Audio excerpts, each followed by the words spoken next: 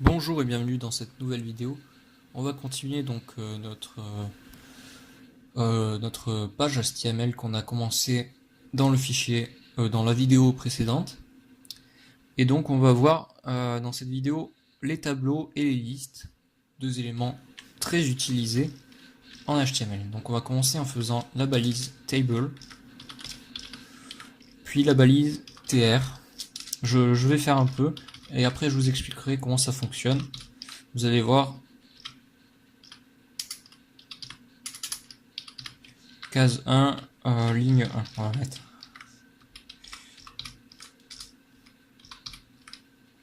Case 2, ce serait plutôt mieux, ça serait mieux colonne 2 d'ailleurs, colonne 1 et colonne 2.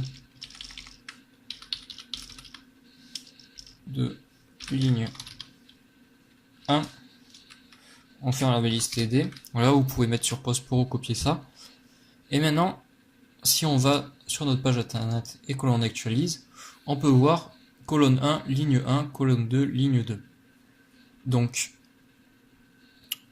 on a bien notre case qui s'est créée, donc il n'y a pas de ligne ni rien, puisqu'il n'y a toujours pas de CSS, donc pas de mise en page. Ne vous inquiétez pas, votre tableau est bel et bien présent, même s'il n'y a pas de mise en page. Donc on peut voir la case 1, qui se trouve à la colonne 1, ligne 1, donc colonne 1, ligne 1, colonne 2, deuxième colonne, ligne 1, toujours. Et donc, maintenant vous devez commencer à comprendre, TR représente la ligne du tableau, et TD, la case associée à la ligne. Donc, le TD qui se trouve dans le TR ici, c'est-à-dire il y a une colonne dans cette ligne. Donc là, en l'occurrence, il y a deux TD, donc il y a deux colonnes. Si on veut rajouter une ligne, il suffit de mettre tr/tr. Et puis là, on peut ajouter par exemple une colonne, colonne 1, ligne 2. Hop, j'enregistre, je retourne sur ma page web. Et hop, j'actualise, on voit bien colonne 1, ligne 2, il y a bien une case qui s'est ajoutée. Donc ça c'est pour les tableaux, vous voyez c'est vraiment très simple d'utilisation une fois qu'on a compris.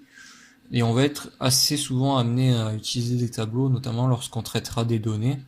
Ça sera très utile. Ou juste pour faire de la mise en page de formulaire par exemple. Vous verrez, ce sera vraiment très utile. Maintenant on va voir les listes. Donc il existe deux types de listes. Les listes non ordonnées et les listes ordonnées. Donc on va faire d'abord les listes non ordonnées. Unordoned list, c'est très difficile à dire. Surtout que je ne suis pas anglais. Donc UL et /UL. Et on va mettre LI /LI. Donc là on va mettre premier élément. Et donc on va mettre un second LI deuxième élément /LI. Et donc là on a une liste non ordonnée comportant deux éléments. Si on retourne sur notre page web et qu'on actualise, on voit bien qu'il y a même une petite mise en page avec des petits ronds, là je sais même pas comment ça s'appelle. Et donc on a nos deux éléments. Donc ça c'est pour les listes non ordonnées, vous voyez c'est vraiment très simple. Une fois que vous avez bien compris comment ça fonctionne le système de balises, vous pouvez faire votre page statique en HTML. Après le CSS, on verra dans la prochaine série dans l'autre série de vidéos sur le CSS que ça peut devenir un peu plus compliqué. Donc pour les listes ordonnées cette fois-ci, il suffit de mettre la balise OL/OL. Et pareil c'est LI toujours je crois, j'espère, parce que je me souviens plus. Mais il me semble que oui c'est ça. /LI deuxième élément /LI. Donc on sauvegarde, on retourne sur notre page web, on actualise. Effectivement, on a bien une liste ordonnée avec petit 1 premier élément, petit 2 deuxième élément. Donc c'est tout pour cette vidéo. Ah oui, j'ai oublié de préciser, faites attention aux tabulations. Donc les tabulations ne sont pas prises en compte lors du traitement de la page. C'est-à-dire, si on ne met aucune autre tabulation, qu'on met tout sur une seule ligne, le site sera exactement pareil au niveau de l'affichage. On aura le même affichage qu'ici, même si on met tout ça sur une seule ligne. Sauf que au niveau visuel, c'est imbuvable quoi.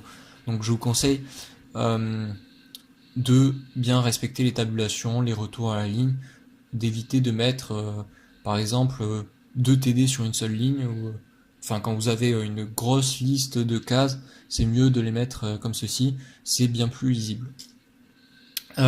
Du coup c'est tout pour cette vidéo. Je vous dis rendez-vous à la prochaine vidéo, n'hésitez pas à vous abonner, à laisser un commentaire si vous avez besoin d'aide ou que vous avez des questions par rapport à cette vidéo. Sur ce,